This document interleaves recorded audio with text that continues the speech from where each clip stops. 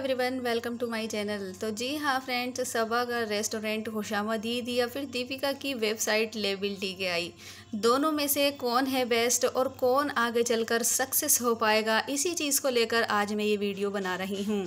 दीपिका की clothing brand शुरू होने से पहले ही दीपिका की ट्रोलिंग शुरू हो गई थी। लोगों ने बहुत सारी बातें ऐसी कहीं जो आज सच भी हो रही हैं। लोगों का कहना था कि दीपिका के आउटफिट के जो रेंज है वो बहुत हाई होगी, साथ ही उनके जो आउटफिट हैं वो लेसम लेस होंगे। तो ये दोनों बातें बिल्कुल परफेक्ट बैठी हैं जब दीपिका की क्लॉथिंग ब्रांड लॉन्च हुई है।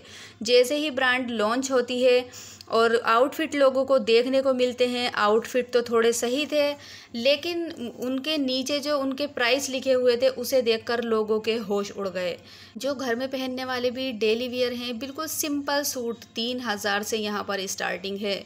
और फ्रेंड्स, दूसरी बात यह है कि दीपिका जो आउटफिट डिज़ाइन कर रही हैं वो पहले से ही मार्केट में अवेलेबल हैं।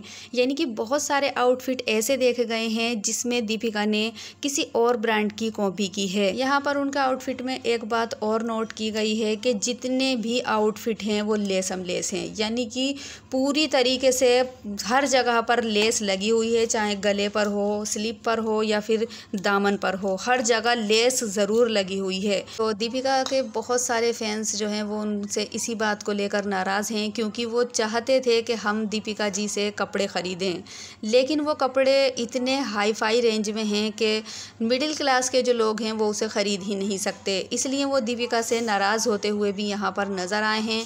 उनका कहना है कि दीपिका ने इतनी हाई रेंज रखी है कि हम लोग नहीं ख़रीद सकते। दीपिका को अपने और दूसरे लोगों के अलावा कम से कम मिडिल क्लास लोगों के बारे में भी सोचना चाहिए था कि वो मिडिल क्लास हैं। यहाँ पर उन्हें अपने आउटफिट की रेंज 1000 या फिर 12 या 1500 से भी रखनी चाहिए थी। उन्होंने तो सीधी स्टार्टिंग 3000 से कर दी, जो कि फ्रेंड्स हम देख सकते हैं कि छोटे मोटे या फिर जो मिडिल क्लास लोग हैं वो नहीं ले सकते।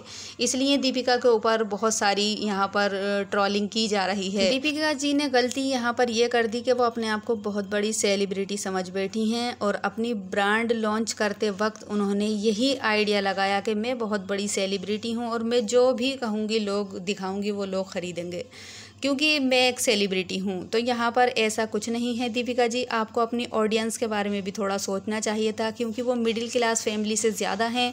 और अगर आप अपने जो है आउटफिट की रेंज 1000-1200 रुपये रखते तो वो लोग ज़रूर इसे ख़रीदना चाहते। तो आप थोड़ा सा उन पर इतना रहम कर सकती थी।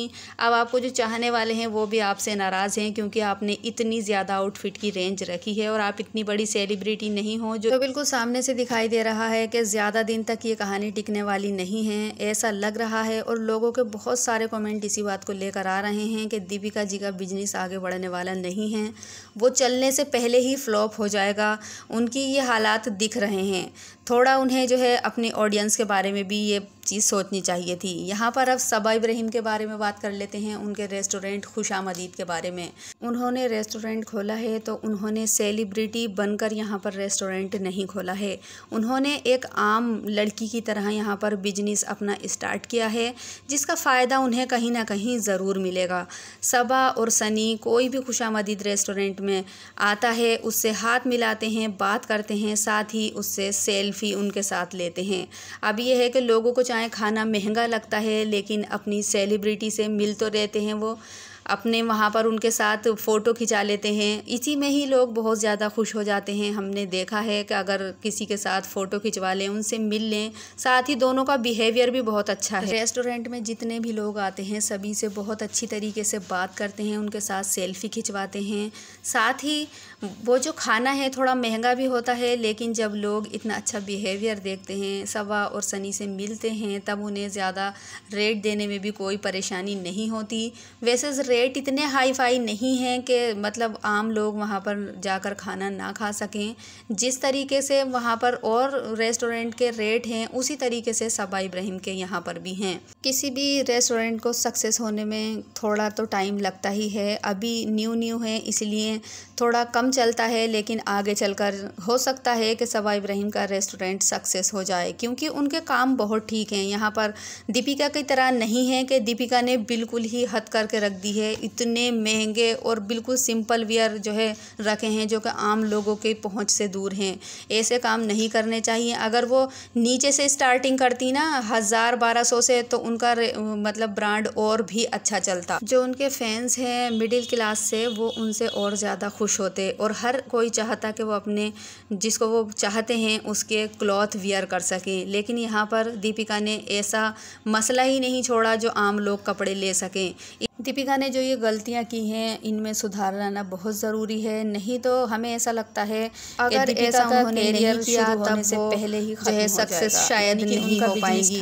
साथ ही खुशामदीद जो है वो बहुत अच्छा, थोड़ा ध्यान देना चाहिए। तो फ्रेंड्स, आपकी क्या राय है कमेंट सेक्शन में ज़रूर बताएं। वीडियो अगर अच्छी लगी हो तो लाइक करें, चैनल पर नए हैं तो सब्सक्राइब करें।